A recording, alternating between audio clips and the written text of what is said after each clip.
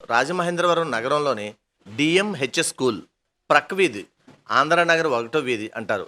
ఈ వీధిలో ఒకసారి మనం గమనించినట్టయితే స్ట్రీట్ లైట్ ఒక చెట్టు మూసేసింది. దీనివల్ల ఆ ఏరియా అంతా చీకటిగా ఉంది. పొరపాటున తేడా జరిగితే ఎవరు బాధ్యత వహించాలి?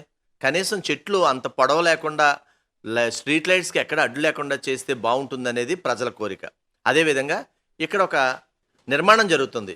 ఈ నిర్మాణదారుడు రోడ్డు పైన ఇసుక వేశారు, అంతవరకు ఓకే. ఆ ఇసుక బాగా స్ప్రెడ్ కావడం వల్ల ఆ టర్నింగ్ అంటే బైపాస్ రోడ్ టర్నింగ్ నుంచి లోపలికి వచ్చే దారిలో వాహన చోదకులు చాలా ఇబ్బంది పడుతున్నారు, స్కిడ్ అయి పడిపోతున్నారు. అసలే చీకటి, ఆ పై ఇసుక, ఏం చేస్తారు చెప్పండి? సో అధికారులు ఈ విషయమై దృష్టి పెట్టాలని ప్రజలు కోరుకుంటున్నారు.